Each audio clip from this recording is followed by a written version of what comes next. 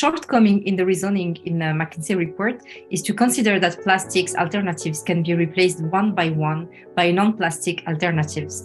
So can you explain this Strawman argument?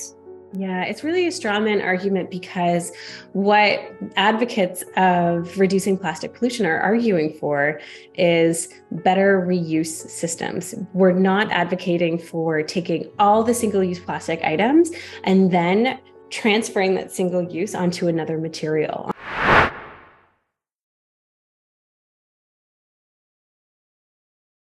Welcome to Captain Forest podcast Heroes Voice. Captain Forest is an international movement for a plastic-free, waste-free and permaculture world. Hello, welcome to Heroes Voice by Captain Forest. Today we are happy to welcome Lisa Erdle, who is the Director of Research and Innovation at the Ep.5 Gyres Institute. McKinsey published a plastic report in July 2022 explaining the environmental benefits of plastic compared to other alternatives in terms of GHG reduction. After the publication of this report, we've seen in social media many NGOs and plastic activists completely disagreeing with the content of this report. So let's understand together what's wrong with the McKinsey plastic report in our opinion. So first, Lisa, can you briefly introduce yourself? My name is Lisa Erdle, and I'm a scientist at Ep.5 Gyres. We're an NGO based in California in the United States. We've been lucky to spend a couple of decades on plastic pollution, doing scientific research and engagement on plastic pollution issues. Okay, so do you think existing LCA methodology is appropriate to measure the impact of plastic on the environment? The impact of plastics on climate is one measure on how plastic can impact the environment. But there's a range of other ways that plastics can have impacts on the environment, including impacts to wildlife through toxicity and impacts to human health. While it's important to manage for carbon and try to minimize carbon inputs in the extraction of fossil fuels, the production of plastics, and then what happens to these items at their end of life. It's one measure. And by only looking at carbon emissions, we're missing a big piece of the picture.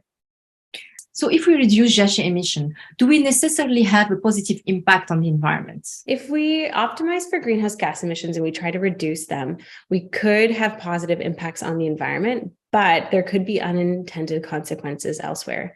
We know that there can be a wide range of negative impacts of plastic on the environment. Plastics represent this diverse suite of chemicals. There are many different polymers, different additives, different ends of life, different ways that these items can fragment and degrade into smaller microplastics, these small plastics that are 5 millimeters in size or less.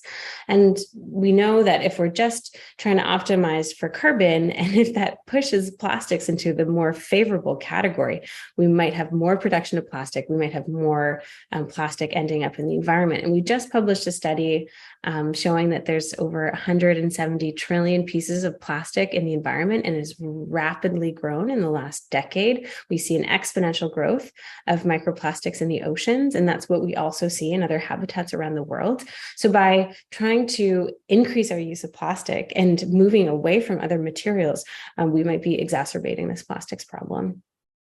And do you think there are positive plastics in terms of GHG reduction? There can be, there can be positive uses of plastics. We see it all the time where, for example, plastics can make planes lighter or vehicles lighter, so we use less fossil fuels. But this over-reliance on single-use plastics in a very narrow mindset that this is a better material for these other reasons.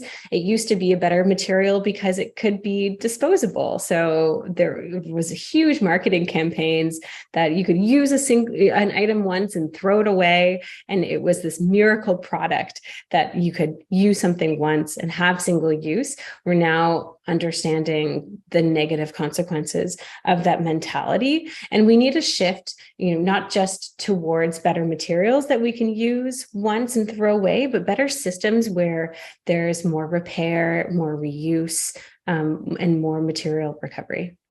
So a shortcoming in the reasoning in the McKinsey report is to consider that plastics alternatives can be replaced one by non-plastic alternatives.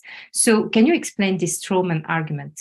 Yeah, it's really a strawman argument because what advocates of reducing plastic pollution are arguing for is better reuse systems. We're not advocating for taking all the single-use plastic items and then transferring that single use onto another material, onto glass or onto metal. What we're hoping for is seeing zero waste cities, seeing more reuse, more recovery, more repair, and not just taking a material one for one, not just taking a single use plastic bottle and turning it into a cardboard box, or taking single use cutlery and then making it another single use item that is used once and thrown away. Instead, what would be better is to have these items that can be used more than just once, and not just picking a one-for-one material replacement, but redesigning the way that we consume these types of items. Okay, and there is another shortcoming in the report in the way they consider that most GHG emission saving happen in the transportation phase, and because of the weight of plastic compared to other alternative materials. So how can local economies and short distribution circuits solve this issue? We see it already where you have local production and distribution and then recovery, where that really cuts down on transportation. We've seen transportation costs skyrocket. So we're not going to be as reliant, I think, in the future on these global supply chains. And there's going to be more onshoring, more localization of these supply chains to reduce that footprint of transportation, because right now plastic is transported around the world. The extraction happens in one place, that then raw material is then transported, and materials are processed, and you end up having this really, really long supply chain for plastics like you do for other materials. But there's a lot of opportunity, especially for reuse, where you can have things be much more localized. If you have an item and you can use it hundreds and hundreds of times, that distribution center can really close the loop. Maybe something is produced once and transported a farther distance. You can then think of ways to shorten it too. If you have many cities that are using things many times over, and then have a local reuse economy where you get, say, your takeout in a container, and then it goes back to a cleaning facility, and it's all happening much more on a localized scale. So even if an item like a container or a bottle is initially heavier, by reusing an item like a glass bottle that gets cleaned, your Coca-Cola or your Fanta or your beer that gets reused many times and cleaned in between, that initial weight starts to get spread out over all that full product lifespan of that packaging. And do you think material innovation can be a solution to the problem? It can for some.